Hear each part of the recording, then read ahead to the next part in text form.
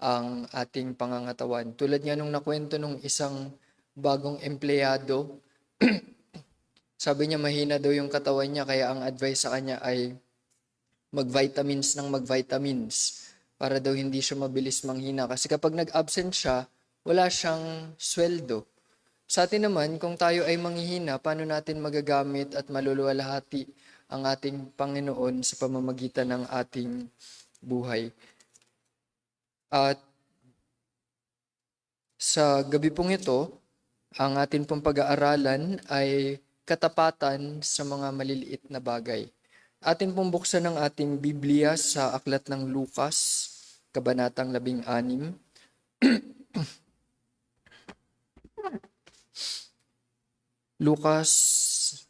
Luke chapter 16, verses 10 to 13. Ang gamit ko pong version ay ESV. Sundan niyo po ako sa inyo pong mga Biblia. Sabi po rito, one who is faithful in a very little is also faithful in much. And one who is dishonest in a very little is also dishonest in much. If then you have not been faithful in the unrighteous wealth, who will entrust to you the true riches? And if you have not been faithful in that which is another's, who will give you that which is your own? No servant can serve two masters, for either he will hate the other and love the other, or he will be devoted to the one and despise the other. Ye cannot serve God and money. Pagpalain ng Panginoon ng kanyang salita na ating binasa, tayo lumapit sa ating Panginoon sa pananalangin. Naman naming nasa langit, salamat sa gabi pong ito na kami ay naririto upang muling makapag-aral ng inyo pong mga salita. Kahabagan nyo nawa po kami at makita po namin na kami ay nararapat na maging tapat sa mga maliliit na bagay ng amin pong buhay upang maging karapat-dapat po kami sa mas dakilang mga bagay sa amin pong buhay. Kaya nawa ang amin pong maging gabay at patnubay sa amin pong pag-aaral sa gabing ito, nawa ay tulungan nyo kami na maunawaan ang inyo pong mga salita at ito po ay amin pong magawang ipamuhay. Kaya nawa ang amin pong maging gabay sa pangalan ni Jesus. Amen. Mari na kayong maupo.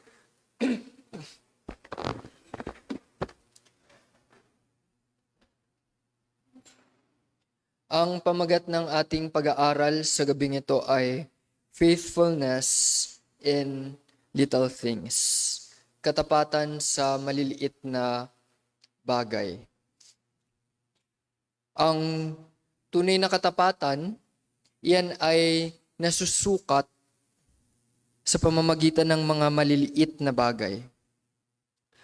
Maraming mga tao, at nawa ating suriin ang ating mga sarili, baka sakaling isa tayo sa mga taong ito, na ang gusto ay ang mga malalaking responsibilidad, mga malalaking tungkulin, mga malalaking gawain, mga malalaking bagay sa buhay, ngunit isinasantabi o kinakaligtaan ang mga maliliit na bagay.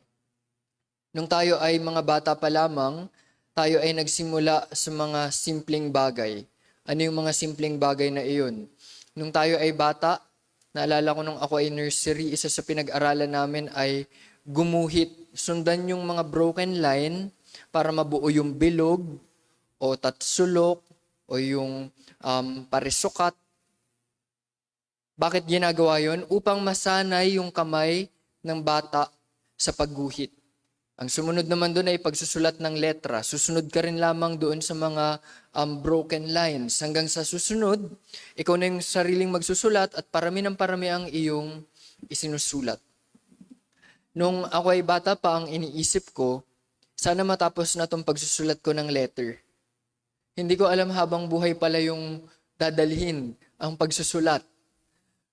Nung nagsimula na kami, sabi ko, sa wakas, number na, malalangpasan ko na yung mga letra. Mas mahirap pala ang number kaysa sa pagsusulat ng letra.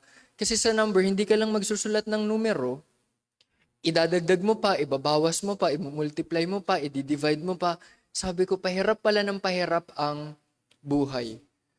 Kung tayo ay hindi nagsisikap na mapabuti ang ating pangkasalukuyan, kung hindi tayo magsisikap na pangalagaan at maging tapat sa mga maliliit na bagay, pagdating ng panahon na haharap tayo sa mas malalaking mga bagay, hindi natin magagawang maging tapat. Kanina, ako po ay nagbigay ng paalala sa mga estudyante sa Payatas na sa oras na ito na sila ay mga estudyante pa lamang na hindi nila kayang isantabi ang pag-aaral para sa gawain ng Panginoon, kapag sila ay kumikita na ng pera, meron na silang mas malaking responsibilidad sa kanilang kumpanya o negosyo, hindi na nila kayang isantabi yung mas malalaking bagay dahil ngayon pa lamang hirap na sila. Tayong mga tao ay meron tayong sari-sariling pagtingin sa kung ano yung mga bagay na mahalaga. Nung nakaraan ako ay nakikinig sa isang mangangaral at sabi niya, nakarinig ka na ba ng isang Kristiyano na ang parati niyang sagot kapag sinabing meron tayong gawain, ang parati niyang sinasabi ay, pasensya ka na, busy ako sa gawaing bahay, o meron akong tungkulin sa eskwelahan, o meron akong trabaho na dapat tapusin sa aking opisina. Ang sabi ng pastor, ang mga taong yan, ang mga Kristiyanong yan, kaya ganyan ang kanilang pagtugon dahil sa kanilang mga puso, ang kanilang prioridad, hindi ang Diyos, kundi ang ibang bagay. Sa gabing ito, sikapin nating makita na ang pagsunod natin sa ating Panginoon ay hindi lang sa tuwing merong mga malalaki, mabibigat na mga gawain sa ating iglesia. Tunay na nakaka-excite naman talaga kapag meron tayong malaking gawain. Sino ba namang hindi ma-excite kapag may conference, o kapag anniversary, o kapag VBS, o kapag camp? Lahat yan ay exciting. At yan ay dinidisenyo ng mga namumuno na ito ay maging isang gawain na nakakahikayat na maglingkod ang mga Kristiyano. Pero dapat, sa ating paglakad sa mundong ito ay makita natin ano ba ang tunay na paglilingkod. So silipin muna natin bakit ba merong mga tao na mas gusto nila yung malalaking bagay at naisasantabi o napababayaan yung mga simple o mas maliliit na mga responsibilidad. Bakit ba merong mga bagay na ating nilalampasan o hindi binibigyang pansin? May mga pagkakataon na ang gusto natin ay ang papuri ng tao. Sometimes we desire recognition. In Matthew chapter 6 verses 3 and 4, mahalaga na ating maunawaan. Sabi dito, but when you give to the needy, do not let your left hand know what your right hand is doing, so that your giving may be in secret, and your Father who sees in secret will reward you. Sa ating ginagawa, napakahalaga na kung meron man tayong ginagawa, specifically in here, ito yung pagkakaloob. But as we look at the principle in the Bible, hindi natin kailangang ipagmalaki o hindi natin kailangang ipahayag sa lahat yung mga bagay na ating ginagawa. Pagpapakita iyon ng kababaang loob at pagpapakita iyon ng pagbibigay sa ating Panginoon ng kaluwalhatian dahil sa Kanya nararapat ibigay ang lahat. Sometimes we also focus on big achievements. Minsan gusto natin na ito yung maabot ko. Wala namang masama sa pag-abot natin ng mga malalaking bagay para sa ating Panginoon. Pero isang mahalagang bagay na dapat nating tandaan, hindi lang yung mga malalaking bagay ang mahalaga sa ating Panginoon. Kung titignan natin in 1 Samuel chapter 16, ito ay isa sa mga kwento o pangyayari sa buhay ni Haring David. on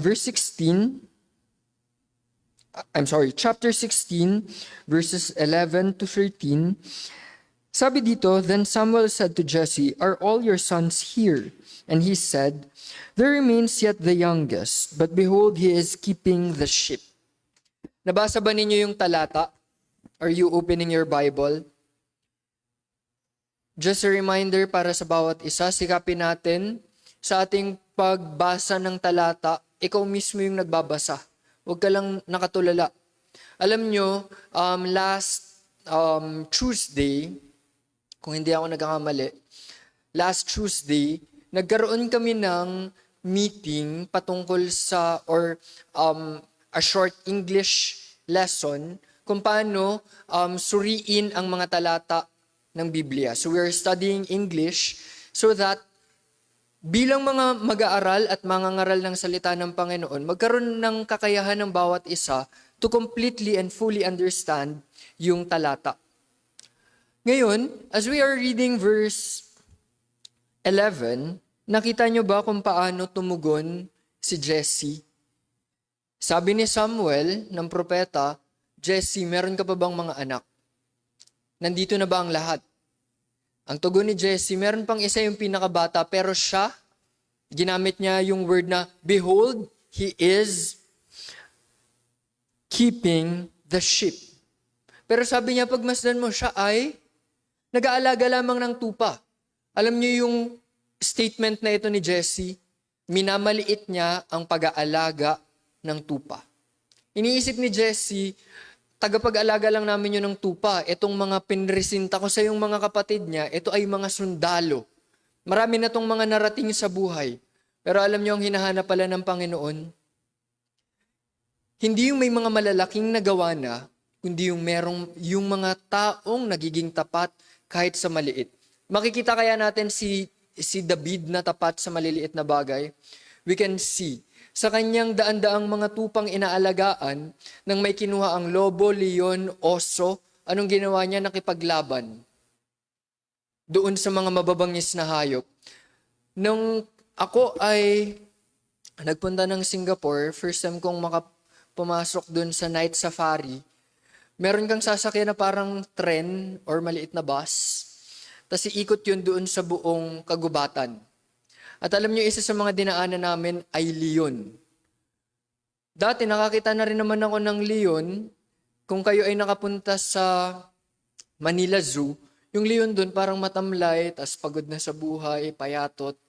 Tas kapag yung nagro-roar siya, parang super hina, parang hindi ka matatakot.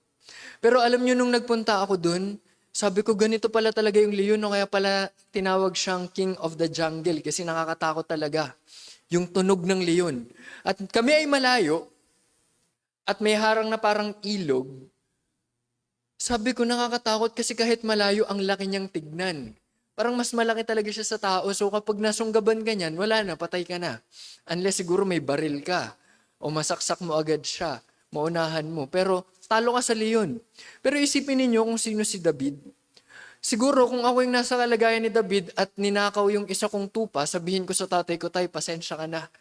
Nakuha yung tupa natin, leon yun eh. Anong gagawin ko kaysa ako yung mamatay?" Pero anong ginawa ni David? Isinakripisyo niya o inilagay niya sa panganib ang kanyang buhay para makapagligtas ng tupa. Isipin ninyo, tupa, kinakatay lang nila yun. Isasakripisyo niya yung buhay niya. Siya ay naging tapat kahit sa simpleng tungkulin. Sometimes we overlook small responsibilities or tasks or ministries because we are impatient with slow progress. Gusto natin yung biglaan, meron ng malaki agad. If you had ever tried na magsimula ng isang good news class, in Payatas, we try to monitor good news classes every Saturday. So we monitor Saturdays and Sundays. There was one time, isang grupo, sabi ko, "Bitiwan nyo na yan, wala na kayong nakukuha dyan." Sabi ko, kung naglagay ang Panginoon ng layunin sa inyong puso na panatilihin kahit ilang linggo, sige, go. After ng ilang linggo, bumalik sila at sinabi nila, magsisimula na po kami ng bago.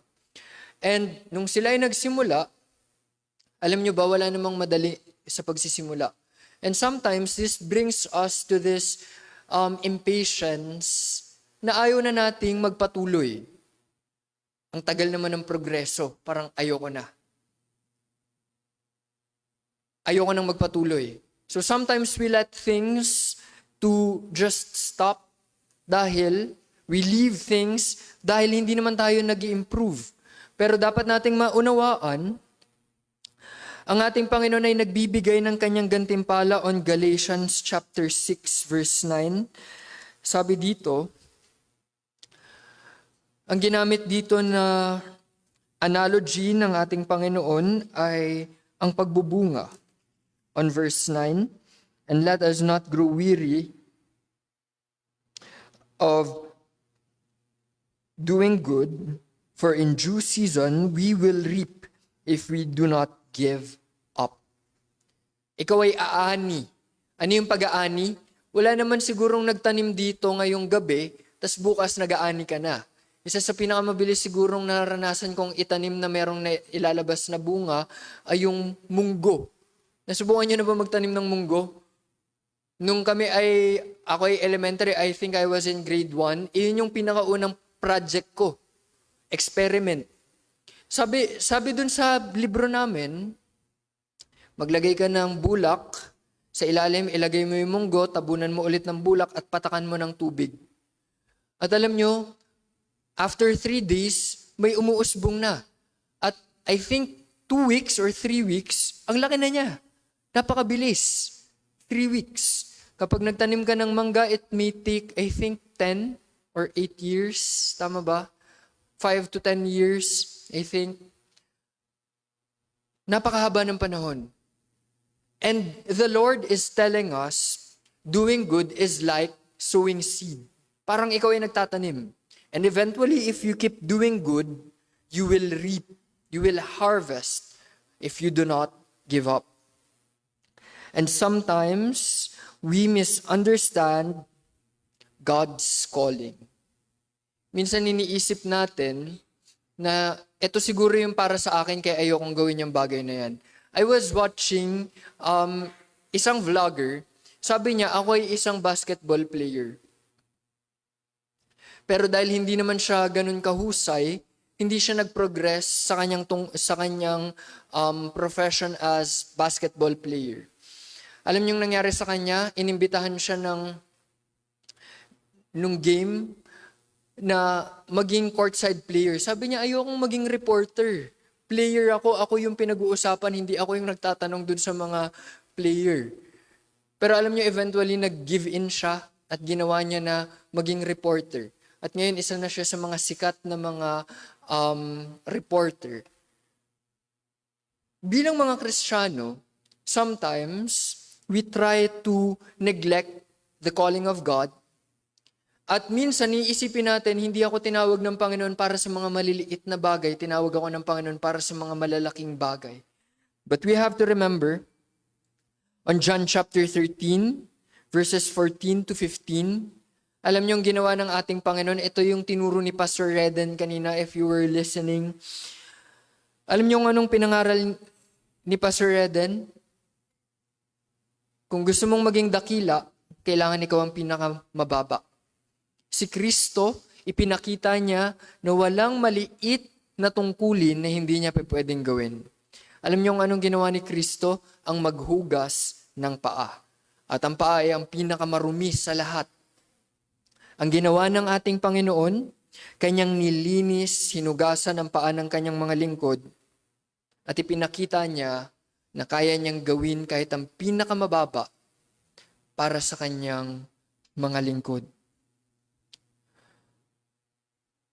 Kailangan nating maunawaan o kailangan nating masagot sa gabing ito, how does faithfulness in small things prepare us for greater responsibility?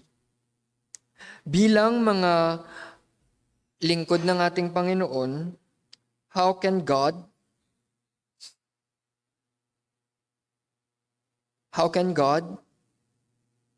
prepare us, or how does God allow us to be prepared sa pamamagitan ng mga simpleng bagay sa ating mga buhay. Kung ating susuriin ang talatang ating binasa from the book of Luke, chapter 16, Christ here is teaching his disciples about the parable of the dishonest manager. Siya ay pumalpak, he failed, pero para makabawi, kasi siya ay mapaparusahan na, tinipon niya ang mga nangutang sa kanyang Panginoon at sabi niya, okay, ito na lang yung bayaran mo, basta magbayad ka ngayon. So, he gave discount at nung nakalikom siya ng malaking halaga, ibinigay niya sa kanyang amo, sa kanyang Panginoon at sabi ng amo, okay, magaling ka. Pero anong ginawa niya? Hindi siya tapat, nagpabaya siya, pero ang ginawa niya, just to comply, meron siyang tinipon na mga utang to cover para sa kanyang mga kamalian. Now, Christ is teaching us not just to look at the big things of life, pero kahit yung mga simpleng bagay ay dapat nating pahalagahan. What are the aspects ng ating buhay before we continue? Paano ba tayo magiging responsable?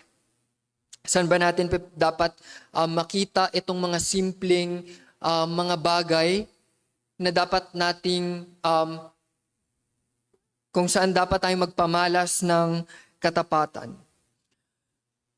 We should be honest in small matters. Sa mga simpleng bagay, if you give your promise, keep it. Alam niyo sa mundong ito, kaya nga nabuo natin yung phrase na promises are made to be broken. Kapag sinabing 8 o'clock tayo magkikita, darating yan 8:15. May katapatan ba doon? Tayong mga Pinoy ay kilala sa pagiging late. Kasi hindi natin pinapahalagahan yung ating salita. We need to have integrity. And integrity starts with little things. Kapag sinabi mong tutulong ka, ipakita mo na tapat ka sa iyong salita. Kapag ikaw ay nagpahayag na ikaw ay Kristiyano, kailangan nakikita yan sa iyong pamumuhay. And people may sometimes not tell you kung ano yung kanilang nakikita. For example, yung mga kapitbahay nyo ba na-interview nyo kung paano kayo nakikita? Na-try nyo na ba yun? O ano bang tingin mo sa akin? Di ba, we don't do that. Pero alam niyo ang mga tao sa ating paligid, they watch. At nawa ay tulungan tayo ng ating Panginoon to develop integrity. And later as we continue or as we go on through our study sa katapatan sa maliliit na bagay, we'll try to see that the small things matter. Saan pa tayo dapat maging tapat sa ating pangangasiwa ng ating mga panlupang pag-aari? Yung ating mga earthly possessions. Tayo ba ay tapat na pangalagaan yung ating mga pag-aari na ipinagkatiwala sa atin ng ating Panginoon? Kaya ba natin gamitin yung ating pera at yung ating mga material na bagay para maluwalhati ang ating Panginoon? We need to think, if ever you are earning money or whatever thing you have right now, kailangan mong tignan, naluluwalhati ko kaya ang Panginoon sa mga bagay na meron ako? Next, are we responsible with what belongs to others? Tayo ba ay tapat na mga empleyado? Yung ating pagtatrabaho, for example, you are an employee. Ikaw ay nagtatrabaho, sumisweldo ka, pero Ikaw ba ay nagtatrabaho para sa kapakanan rin ng iyong amo? I remember when I was having my training sa hotel, doon ako nakakita ng iba't ibang uri ng mga empleyado. Una, doon ko nakita yung mga mahilig manguha. Alam niyo yun, sabi sa akin, sige, kumain ka lang dyan ng kumain. Kung may gusto ka, kainin mo. So sabi ko, sige, kakain ako. Masarap kasi yung mga pagkain doon sa hotel. So hiwa lang ako ng hiwa ng cake. Yun pala masama yun kasi pag nanakaw yun. Pero sabi nila, sige, kumain ka. Kung gutom ka, kumain ka dyan. Alam niyo, nung dumating yung aming supervisor, yung supervisor ng mga chef, sabi niya, magtrabaho tayo na pinapangalagaan natin yung may-ari. Sabi ko, tama ba yun? Parang dapat yung may-ari yung nangangalaga sa mga empleyado. Pero alam niyo, as we study the Word of God, hindi lang yung sarili natin yung ating pinangangalagaan, kundi maging yung pag-aari ng ating kapwa, maging yung ating kapwa. On Matthew chapter 22, we need to love our fellow as we love ourselves. So, sa gabing ito, kung titignan natin as we go back to Luke chapter 16 on verse 10, one who is faithful in a very little is also faithful in much. Alam niyo ba yung mga maliliit na bagay, it shows our true character. It reveals kung sino ka sa mga maliliit na bagay. Alam niyo bakit? If someone can trust you with the small things, they can also trust you with bigger things. Ang ating Panginoon, on Luke 16, He is talking about stewardship. Yung ating pangangalaga sa mga bagay na ipinagkatiwala sa atin. Tandaan natin, if ever right now you have money, meron kang pera, yung perang meron ka sa iyong bulsa, ngayon hindi na uso yung puro walang pera sa bulsa, meron ka na rin sa cellphone mo, sa GCash o sa bangko. Whatever money you have, yung perang yan ay ipinagkatiwala lamang sa iyo ng Panginoon. If ever you have health, alam nyo, minsan iniisip natin we have good health, kaya winawaldas natin yung ating kalakasan. It's not being good stewards of Christ. Kailangan tayong maging tapat na tagapangasiwa ng mga bagay na ipinagkatiwala sa atin ng ating Panginoon.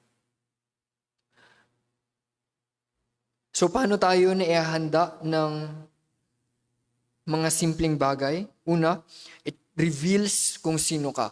Before anyone can judge you, dapat nasuri mo na ang iyong sarili. Kapag ba may 5 piso dyan, madali mo lang damputin. What if next year, hindi na lang 5 piso ang gusto mong damputin? What if 50 na? Pagdating ng panahon,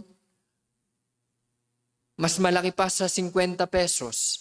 I remember there was someone before na I heard who made comment yung, anong tawag doon? SK. Sabi niya, yung SK daw, iyan daw yung training ground ng mga buwaya. Kaya yung dun sa editorial, parang picture, mga baby na buwaya binoboto. Kasi dyan daw nagsisimula yung mga pagnanakaw. Kung titignan natin, it starts with the small things. For example, sa barangay, people will start to steal maliliit na halaga, ilang libo lamang. Kapag napaangat na sila, naging mayor, daan-daang libo na. Kapag nasa kongreso, milyon-milyon na. As we can see, how we are faithful on little things will reveal how you will be in the future. Kung ikaw ay parating late, simpleng bagay, na late ka ng 1 minuto, will you be late next year ng 10 minutes naman? Or next year, will you be late ng 1 hour? It starts with the little things. Kung ikaw ay nagsimulang magbawas sa iyong tithes, next year or next month, will there be more deductions? Kung nagsimula kang tamarin sa iyong paglilingkod at nagsabi ka, sige, kung dati isang buong araw ako sa gawain, ngayon kalahati na lang kasi I have other responsibilities. Are you being faithful as a Christian? Alam niyo, isa sa napakahalagang bagay na dapat nating pakatandaan, whenever there are new things sa ating buhay, it should be na yung mga bagong bagay, iyon yung mas mababa ang prioridad kumpara sa ating Panginoon. Pero kapag pinagmasdan natin, kapag nagbangga ang trabaho at ang gawain, ano ang isinasantabi? Yung gawain. Kapag nandyan yung schoolwork o exam tapos merong gawain, anong isasantabi? Yung gawain. I remember when I was in college, tumulong ako sa aking tita sa kanyang school, kailangan niya ng IT. Hindi naman ako graduate ng IT, but I'm capable to handle yung work na kailangan niyang magawa. So ako yung sumama sa kanya dun sa DepEd, dun sa head office nila. So pagpunta ko dun, ako yung gumagawa ng lahat ng computer works nila. At alam niyo anong meron sa school ko? Midterms. Sabi ng tita ko, huwag ka na kayang sumama kasi midterm nyo pala, baka bumagsak ka. Alam niyo yung sabi ko sa kanya, hindi tita, akong bahala. Tinawagan ko yung aking prof, sabi ko, ma'am, hindi ako makapasok kasi kailangan ako ng tita ko. Sabi niya, sige, basta, may minus ka na. Sabi ko, wala akong problema ma-minusan. Kahit 80 na lang makuha ko, okay lang. Bakit ko ginawa yun? Kasi for me, mas mahalaga yung taong mahalaga sa buhay ko kaysa dun sa aking pag-aaral. Nakita nyo ba? Tao lang yun and it's just for her work. Pero nag-absent ako. How much more yung Diyos? Sometimes we put higher weight sa mga bagay na paglipas ng panahon is gone kumpara sa Diyos na walang hanggan. So, as Christians, we need to assess how are we prioritizing things sa ating buhay. Are we putting priority sa ating Panginoon? Or are we prioritizing others more than God? The stewardship of material possessions here, alam niyo bakit binigay dito yung material possession na pauna?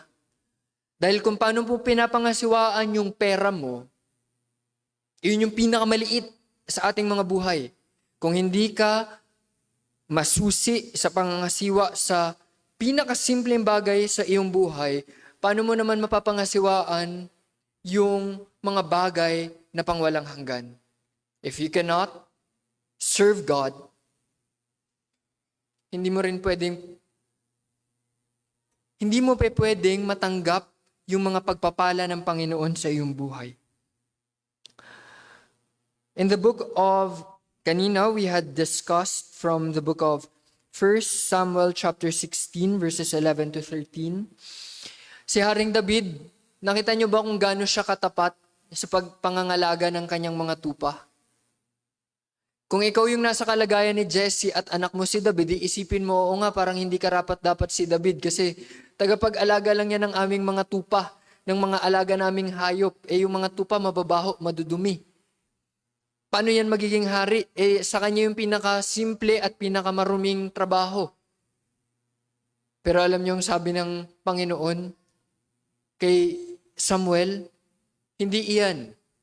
Maghanap ka pa nung susunod. Hanggang sa nakarating siya sa pinakadulo kay David. Unfaithfulness in little things leads to greater unfaithfulness. Alam niyo yung mga hindi ka naging tapat pagmulat mo ng mata, hindi ka naging tapat sa pagbabasa ng Biblia at pananalangin. Do you think you'll be faithful in handling bigger things in your Christian life? If you are not faithful in starting your day with the Lord, will you be faithful in doing your entire day with the Lord? Kung tayo ay hindi tapat sa mga simpleng bagay. If in the morning when you open your eyes, when you wake up, at hindi ka tumawag sa Panginoon, do you think the Lord will be pleased And will you ever call to God sa buong araw na yun kung sa simula pa nga lang ng araw, hindi mo na sinimulan sa ating Panginoon? People who compromise in small areas will likely compromise in bigger matters. Kung yung mga simpleng bagay dinadaya mo na, paano pa yung mga malalaking bagay? Kaya alam nyo, we try to train the children, yung mga bata, na magsabi ng totoo. Tinuturuan natin sila na maging tapat sa mga maliliit. Sa mga maliliit na pagkakamali, sila ay maging tapat. Na umamin. Kasi kapag sila ay tumanda at napabayaan, with those small compromise, pagtanda nila, they will do much more unfaithfulness sa kanilang mga buhay. We need to know sa ating mga sarili, as we go back to on verse 10, sabi dito, the one who is dishonest in a very little is also dishonest in much. Ikaw ba ay tapat sa maliit?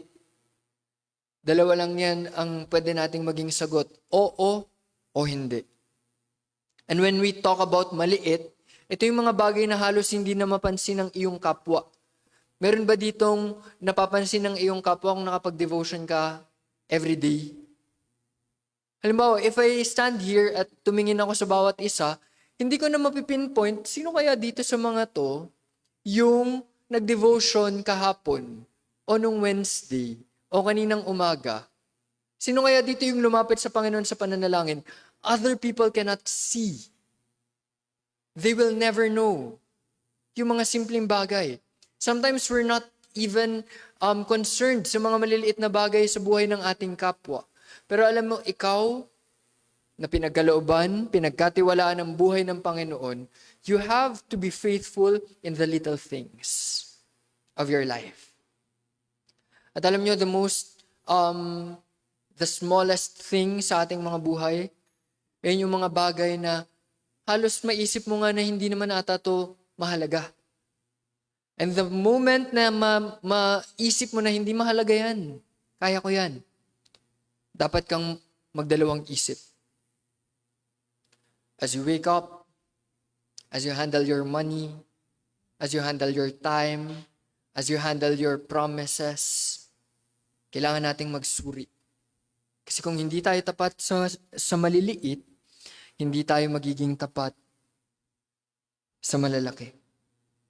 On verses 11 to 12, sabi dito, if then you have not been faithful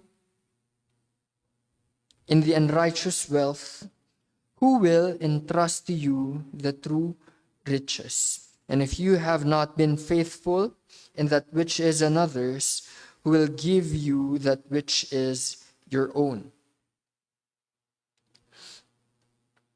Dalawang bagay ang makikita natin on verse 11. First is the unrighteous wealth. Ano ba itong unrighteous wealth? Ito yung kayamanan sa mundong ito. It's called the unrighteous wealth kasi itong kayamanan sa mundong ito may lead us to the love of money, which is the root of all evil. I remember, kaklase ko nung college, ang kanyang post, money is the root of all evil. Pero ano yung tunay? The love of money. How we handle the affairs of our hearts, yan yung magiging ending ng ating mga buhay. Diyan tayo patungo. Are we handling money wisely? Kasi kung hindi mo mapangasiwaan ang mga material na bagay, ang mga material na kayamanan, paano kapag kakatiwalaan ng tunay na kayamanan? Ang makamundong kayamanan ay panandalian lamang. And the true riches being described here are the spiritual riches na nagmumula sa ating Panginoon. Alam niyo ba, everything starts with how our spiritual life is.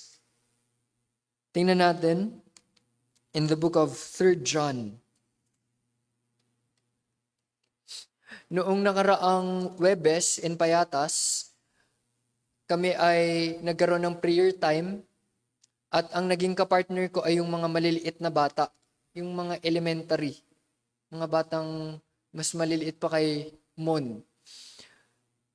So, tinuruan ko sila, if I'm not mistaken, 6 sila na bata. Sabi ko, sino na dito yung marunong mag-pray? Walang nagtataas ng kamay, tapos isa-isa silang bumubulong nang hindi pa ako marunong mag-pray. Sabi ko, sige, mag-aaral tayo ngayon mag-pray. Isa-isa sa inyo magpe-pray. Sabihin nyo muna kung ano yung prayer request nyo, tapos yung katabi ninyo, siya yung magpe-pray para sa inyo. Pwede kayong magsabi ng 1, 2, 3, 5, 10 prayer request kung ilan yung gusto ninyong ipanalangin. Alam niyo ano yung hiniling ng isang bata? Sabi niya, sana po magkaroon na kami ng maraming pera. Tapos nagtawanan yung kanyang mga kaibigan. At sabi ko, okay, sige, pag-pray natin na pagpalain sila ang kanyang pamilya, pagpalain ng Panginoon ng pera. And sometimes, we'll find it funny na may mga taong will pray na sana maging mayaman ako or bigyan ako ng maraming pera ng Panginoon. But deep inside, lahat naman tayo gusto natin, di ba? Na maging masagana yung ating buhay. Gusto natin na tayo ay pagkatiwalaan ng Panginoon ng kayamanan. Gusto natin na tayo ay tulungan ng Panginoon na magkaroon ng kasapatan, kasaganahan sa mundong ito. But on 3 John, verse 2, sabi dito, Beloved, I pray that all may go well with you. The word you hear speaks of the physical aspect ng kinakausap ni John. John is an elder of the church. Siya ay isang pastor. Siya ay nangangalaga sa mga kaluluwa. At sa kanyang liham, sabi niya, sana yung iyong physical na kalagayan, yung iyong material na kalagayan, ay maging maayos, maging mabuti, and that you may be in good health. Magkaroon ka rin ng magandang kalusugan. Everything is physical, is temporal. Yung first 2 parts ng hinihiling ni John for his fellow Christians, as it goes well with your soul. Sana maging maayos ang iyong buhay na material, ang iyong kalusugan, at sana humabol ito o umayon ito sa kalagayan ng iyong kaluluwa. How is your soul right now? Kaya mo bang tanungin yung sarili mo ngayon, kumusta ka na ba, kaluluwa? Kumusta na ba yung aking tunay na ako? Kasi ngayon pwede tayong outwardly, we show na okay tayo. Sometimes when I ask someone, kumusta ka? Ang sagot niya, okay lang po. Sinasabi ko na lang, mag-rate ka na nga lang 1 to 10. Kumusta ka? 1 to 10. Sabi niya 8, o 7, o 6, o 9. Kapag okay kasi parang hindi mo alam, okay ka ba talaga like 90%? O yung okay mo, kumakapit ka na lang sa isang hibla, 1% ka na lang. So sometimes I ask, i-rate mo na lang ng 1 to 10 yung kalagayan mo. If you ask yourself right now, is your soul thriving? Is it flourishing? Or you're just trying to survive every day? When we say thriving, it's like namumukadkad ka na, ikaw ay malago, nagbubunga. While if you say na I'm just surviving, parang konti na lang yung dahon mo, parang putol-putol na yung sanga mo, tuyot ka na, parang wala ka ng pag-asa sa iyong buhay. You have to assess. If we want material and physical blessings, it needs to follow our spiritual riches. Do you want temporal or earthly riches? You need to first have spiritual and eternal riches. It follows. Alam nyo, isa sa mga tao na pwede nating pagmasdan na pinagyaman ng Panginoon, pero hindi naman naging mayaman spiritually, it's Lot.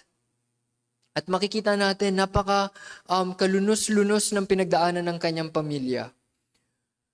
In ancient times, isa sa mga pamantayan ng kayamanan ay yung dami ng iyong anak.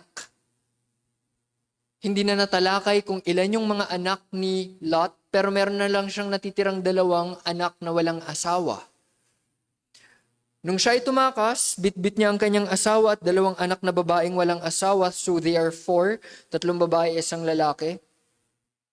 Sila ay mayaman pero kailangan nilang iwan dahil nagbigay na ng babala ang anghel, nagugunawin ang kanilang bayan at ang mga karatig bayan. Sila ay tumakas, lumingon ang kanyang asawa dahil inalala ang kayamanan, naging haliging asin. Si Lot, sabi ng anghel, Lot, tumakbo ka dun sa bundok. Sabi niya, hindi.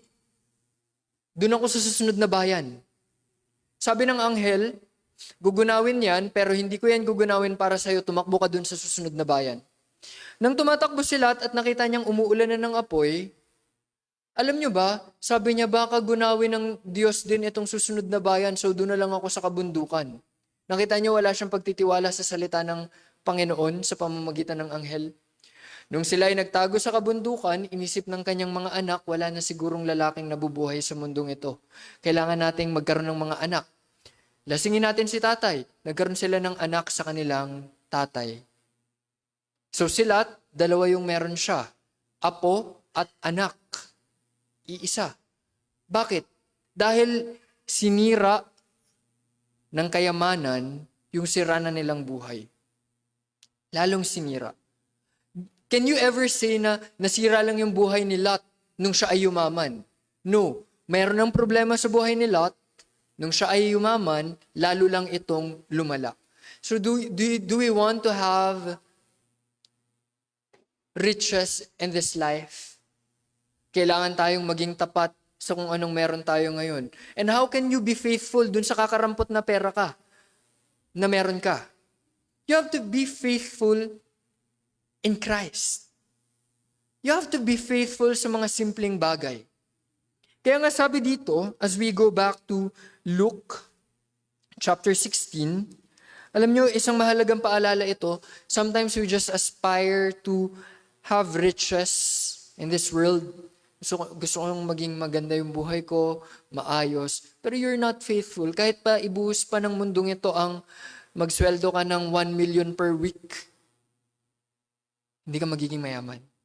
Tunay na mayaman. Eventually, yung kayamanang yan ay wawasak sa'yo. Pwedeng maging masaya ka tulad ng mga mayayaman sa mundong ito without God. But at the end of your life, you'll see how miserable life is without God. Kaya alam nyo, as we go to verse 11, tinalakay dyan, true riches. You have to have spiritual riches, and that is true riches. Dahil ang kayamanan ng mundong ito will eventually be corrupted, will be stolen, will be gone. Pero alam niyo yung kayamanang nagmumula sa ating Panginoon, it will remain. Sabi rin sa talatang 12, kung hindi ka naging tapat sa ipinagkatiwala lamang sa iyo, paano ka magiging tapat kapag sa iyo na yung bagay na iyan? Makikita natin yan in the parable of the talents. Pinagkatiwala lamang sa kanila, di ba? Ang isa, 5, ang isa 2, ang isa lamang. Nang sila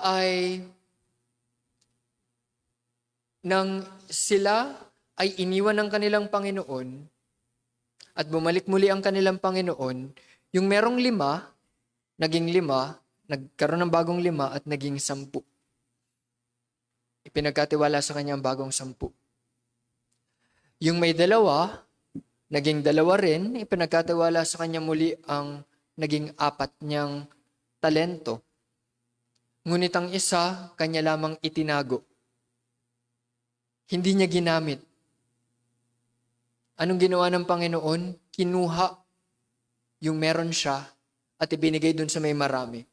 If you remember, there are times na our pastor gives this example. He was thinking, bakit kaya itong pastor na ito, mayaman na sila, Sila pa yung parating niriregaluhan ng mga mamahaling mga bagay kasi in-announce daw ng pastor, maraming salamat dahil may nagkaloob sa atin ng bagong grand piano.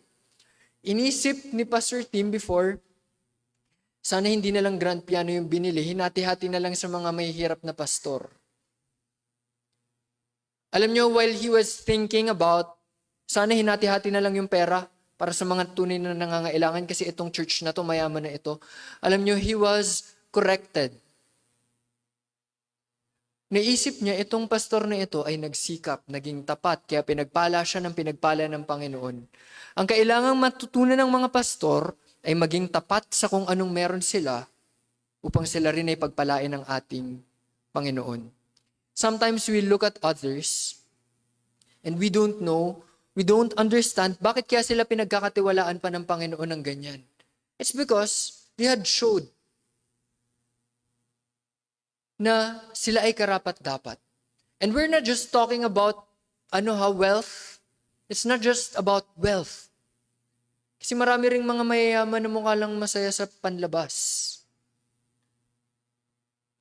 We need to look at this topic as something spiritual. Ang kayamanan ng mundong ito will only follow. Yung tunay na pagpapala ng Panginoon, biyaya ng Panginoon, materially and physically, it will only follow through riches. Kailangan tayong maging tapat sa mga bagay na meron tayo ngayon. Our time, our life, our possessions, our money. Tayo ba ay tapat? We need to be faithful sa maliit upang tayo ay maging katiwa-tiwala sa mga malalaking bagay.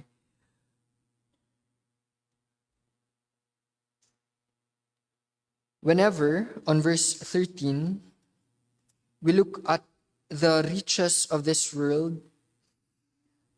sabi dito, no servant can serve two masters. For either he will hate the one and love the other, or he will be devoted to the one and despise the other. You cannot serve God and money. Kailangan nating maunawaan sa mundong ito, iisa lang ang maaari nating maging Panginoon. Sino ba ang Panginoon ng ating buhay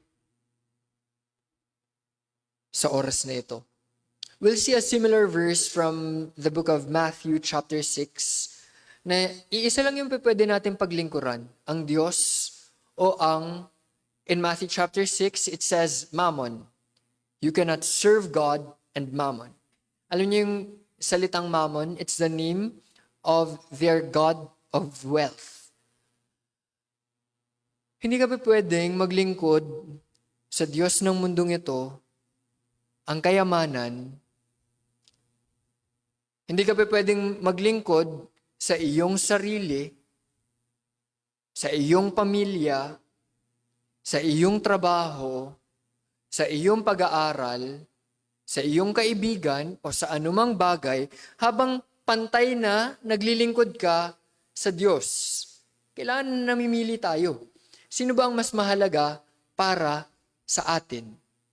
Are we making efforts to serve the true and living God? Meron ba tayong pagnanais na tunay na maging tapat sa ating Panginoon?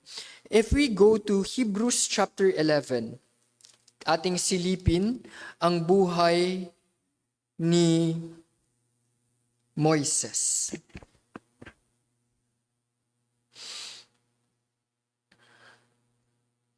On verse 27. Okay, ano yung kalagayan o ano yung pangyayari dito on verse 27? Si Moises ay kailangang humarap sa pinakamakapangyarihang hari sa kanyang panahon, which is the king of Egypt, who is called Pharaoh. So sino ang Pharaoh? Ang Pharaoh, siya during this time is the most powerful. He is one of the most influential persons during the time of Moses. Pero anong sinabi on verse 27? Nawa ito ay maging paalala sa atin whenever we fear yung tao versus God. Mas natatakot ka pa sa iyong pag-aaral o sa iyong trabaho o sa sino man sa iyong buhay kaysa sa iyong Diyos. On verse 27, it says here, by faith, he left Egypt, not being afraid of the anger of the king, for he endured, seeing him who is invisible. Alam niyo kung anong nangyari dito? In the book of Exodus, nung lumisan na sila, if you were here last Wednesday, pinag-aralan natin yung pagharap ng mga Israelita sa Red Sea, tas sa likod nila ang hari o yung hukbo ng hari. Alam niyo, galit na galit si Pharaoh. Sabi niya, bakit ba natin pinaalis itong ating mga alipin? Wala na tayong mga utusan. Habulin natin silang lahat ng sundalo magsilabas, habulin ang mga Israelita. Anong sabi dito ng Biblia? Si Moises ay hindi natakot sa hari.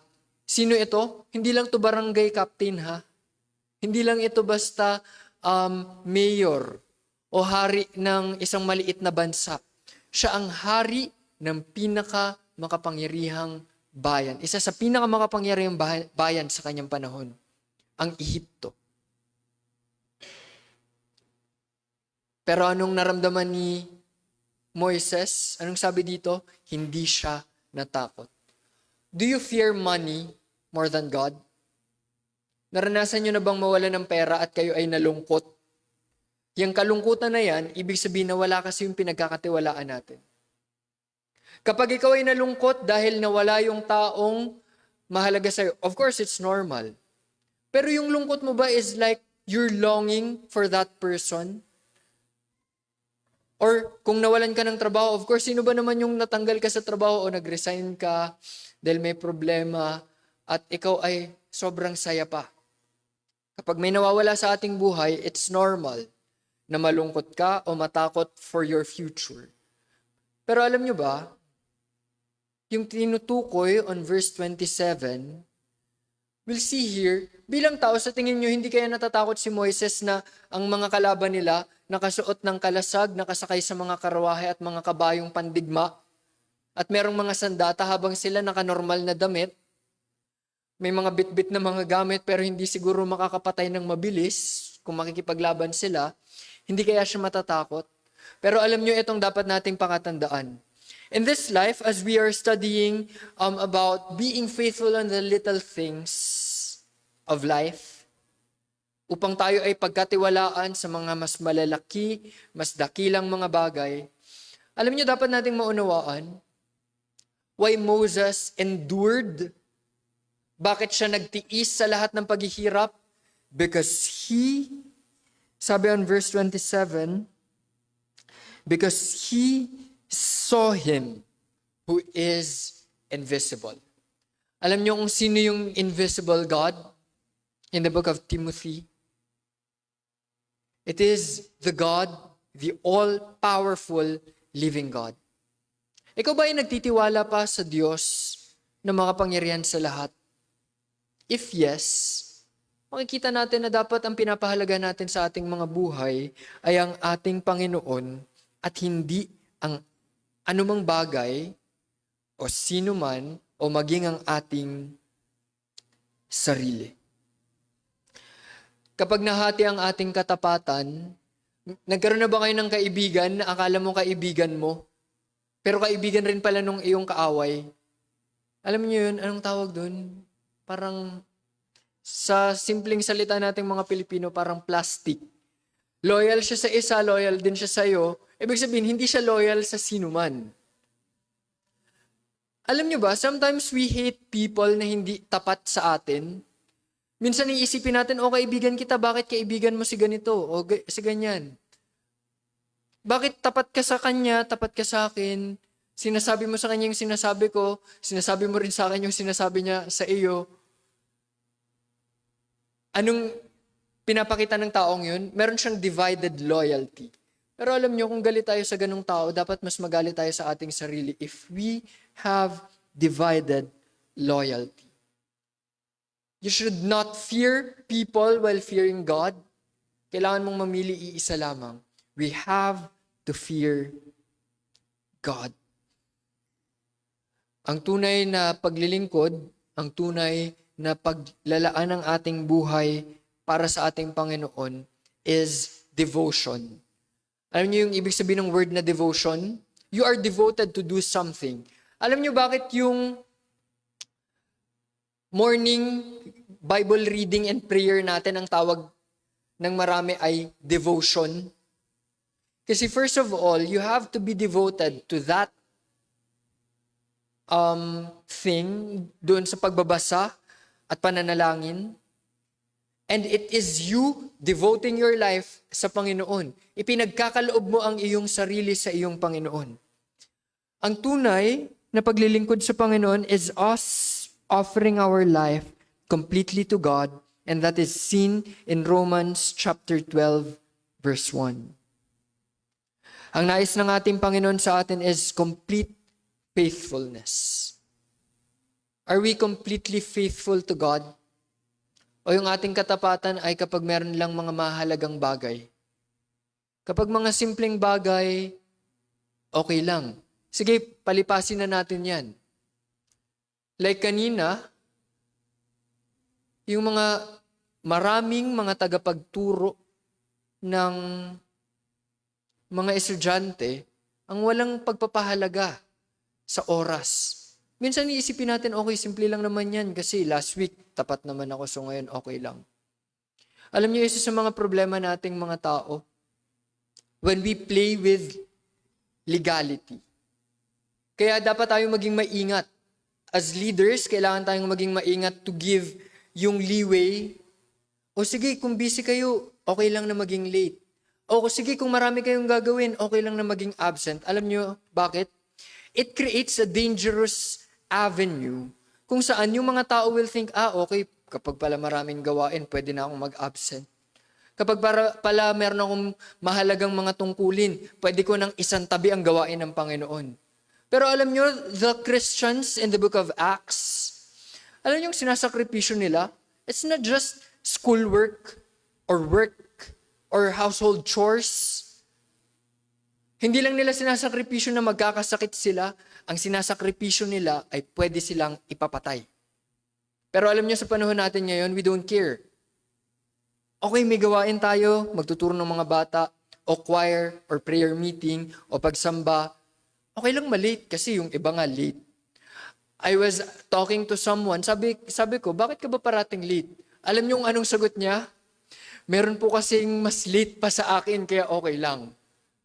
So halimbawa, ako late ako ng 30 minutes, iisipin ni Sister Ness, okay lang ako malate ng 20 minutes kasi may mas malala pa nga sa akin. Alam nyo, what we are creating is this mentality na kikilos tayo ayon sa pagkilos ng ating kapwa. And that is divided loyalty. We do not have true loyalty sa ating Panginoon. We do not have true commitment. We do not have true devotion sa ating Panginoon. Nawa, bawat isa sa atin will aim today, isipin ninyo kalahati na ng ikalawang buwan, napakabilis. Nung nakaraan, I was just announcing in Payatas na okay, ito na yung start ng bagong buwan, ng ikalawang buwan ng taon. Tapos na natin yung unang buwan. Ngayon, in just few sleeps, tapos na yung ikalawang buwan at nasa ikatlong buwan na tayo. March. Isipin ninyo, napakabilis lumipas ng panahon. Ilang tulog mo lang, nagdiriwang ka na naman ng bagong taon at naghahanda ka na sa 2026, saan mo gagamitin ang buong taon mo? If last year, you had been one of those na walang pakialam sa oras, sana this year will change. Will be faithful on the little things. Before the year ended, si Pastor Reden, meron siyang naging tungkulin. Alam niyo ano yung tungkulin niya?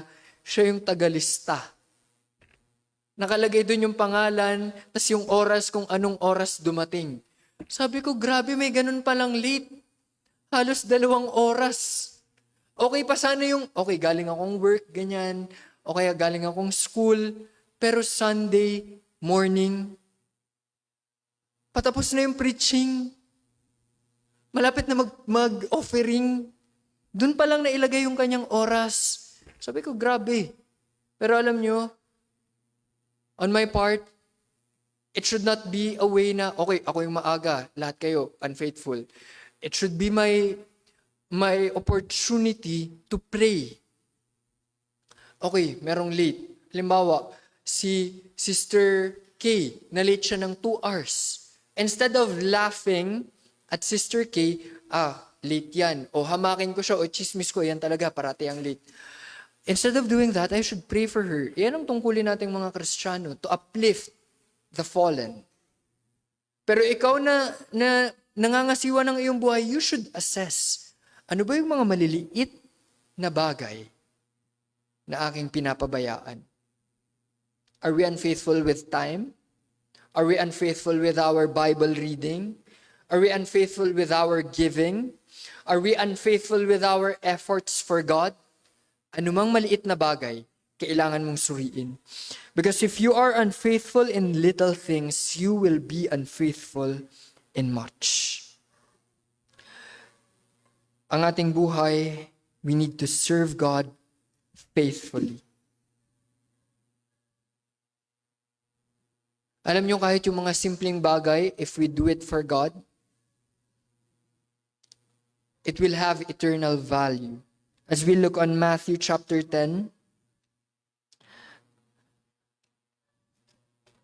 on Matthew chapter 10, just imagine, ang tinatalakay dito ng Panginoon is little things. Be faithful in little things. On Matthew chapter 10, verse 42, and whoever gives one of these little ones even a cup of cold water, because he is a disciple, truly, I say to you, he will by no means lose his reward. Alam niyo yung sinasabi dito ng Panginoon?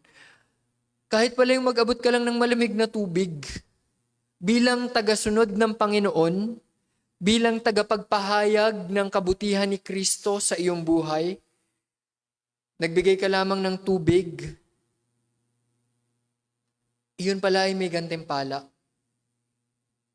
Meaning, even the smallest things in our life, nagwalis ka. Alam nyo, kanina tinuruan ko yung mga bata, takbuhan sila ng takbuhan habang may naglilinis. Sabi ko, imbis na magpakapagod kayong kakatakbo, tumulong na lang kayong maglinis. Yung isang bata nagtatago pa. Isang batang babae, 3 years old. Di ba sa kultura nating mga Pinoy, dapat kapag babae magaling maglinis. So sabi ko, okay, pagkakataon mo na tong matuto. Kumuha ka ng walis, nag-order po kasi ako, maging maingat kayo kapag nag-order kayo online. Sa picture, ang ganda, ang laki. Tapos sabi ko, bakit mura? Siguro sale. So binili ko 130, walis ha, 130, dalawa. Sabi ko, 130, pangit na walis pa yun, na malaki. Sabi ko, mukhang sale to kasi ang ganda ng itsura, mukhang matibay. Tapos 130, dalawa, so binili ko. Alam nyo, pagdating, napakaliit. Sabi ko, paano ka naman magwawalis? Parang ang sakit na ng balakang mo bago mo pa matapos yung buong church. So ngayon, ginagamit ko yon training ng mga bata na magwalis. Sabi ko, kumuha ka ng walis, imbis na takbo ka ng takbo at sigaw ng sigaw, magpakapagod ka magwalis. Alam nyo, nakita ko siya magwalis, akala mo nagpapaypay ng alikabok. Sabi ko, halika dito, hawakan mo yan ng ganyan, magwalis ka ng maigi at pagbutihan mo kung nagwawalis ka para sa Panginoon. Alam nyo why? Yung bata, gusto nating matuto ng simpleng pagwawalis. Kasi eventually, kapag yan ay tumanda at hindi niya natutunan na maglingkod para sa Panginoon, iisipin niya, pinapahirapan siya. I think 2 weeks ago, sa group chat ng children's choir sa Payatas, may nagrereklamong nanay. Sabi niya, totoo po ba na pinagtrabaho nyo ang mga bata sa church? Nagchat-chat na si Brother Claro and Sister Irish, ano yung dapat isagot. So sabi ko, sige, ako na lang sasagot. Sabi ko, yung pagwawalis, kasi ako yung nag-utos sa mga bata na maghugas ng plato. Sabi ko, ako po yung nag-utos na maghugas ng plato. Pinaghugas ko sila ng plato. Dahil yung platong yun, sila naman yung kumain. Sabi ko, hindi ka ba matutuwa? Hindi ba tayo matutuwa na yung mga bata natuto na maging responsable sa kanilang pagtanda? At sabi ko, yung pagwawalis sa church, hindi po yan pang-aalipin. Siguro iniisip niya, anong tawag doon? Yung reklamo ngayon ng mga tao doon sa nagtitinda ng hotdog. Ano yung child labor? Sabi ko, hindi po natin sila pinapahirapan. Sabi ko, wala pang 10 minuto, ang bibilis magwalis ng mga bata. Akala mo, nagpaypay lang ng sahig. Sabi ko, ganun lang po sila magwalis. Wala pang 10 minuto, tapos na. Nagtatawanan pa nga sila, walang umiiyak. Sabi ko, ito po ay pagsasanay sa mga bata. Alam niyo, sometimes we'll think na ako yung mga bata dapat masanay sa paglilingkod. And sometimes, kakaisip natin na yung bata lang yung dapat magsanay, we forget na tayo rin, kahit sa mga simpleng paglilingkod natin, pagpapatong-patong ng upuan, pagwawalis, pagmamap, pag-o-offering, pagdating ng maaga, pagtulong sa ating kapwa, pagbuklat ng Biblia sa umaga at pananalangin. Yung mga simpleng bagay na yun pala ay kailangan rin nating pakitaan ng ating katapatan. Because on those small things, God can entrust us with greater things. Are we faithful? Or had we been negligent? Naging pabayaan na ba tayo sa ating buhay bilang mga Kristiyano? I hope we will try to give our best. Meron pa tayong 10.5 months. Kung sa 1.5 buwan ay hindi tayo naging tapat, first month and sa 2 buwan, hindi tayo naging tapat, meron pa tayong 10.5 buwan na magsikap na maging tapat sa ating Panginoon. If you want a good church, be a good Christian. Hindi natin pwedeng isipin na, bakit ganyan yung church namin? Ikaw ganito ka rin naman. So if we want to improve our church, we need to start with ourselves. Alam niyo, isa sa mga magandang paalala o natutunan ko kay Sister Ruth when I was in second year high school, kinausap niya ako ng seryoso at usually kapag yung seryoso siya, nagpapagalit siya. Pero nung time na yun, nagulat ako yung seryoso niya, she's just advising me. Sabi niya sa akin, Ku, ayusin mo na yung sarili mo ngayon kasi kung ano ka ngayon, iba ka na next year. Hindi ka na magiging tulad ngayon. Sabi ko, paano yung mangyayari yun? Ako pa rin naman yun. Hindi ako naniniwala na ang tao nagbabago. Sabi ko, next year, ganito pa rin ako. Sabi niya, hindi. Kung hindi mo pagbubutihin yung iyong sarili, hindi ka pwedeng manatiling ganyan ka. Ikaw ay palala ng palala.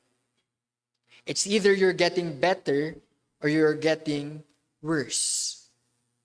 Do you want to get worse? O gusto mong mas mapagbuti ang iyong buhay? Sa ating pagsilip, it starts with the true riches. And that is God's Word. In 1 John, gusto ba natin makamit, maranasan ang tunay na buhay as we close?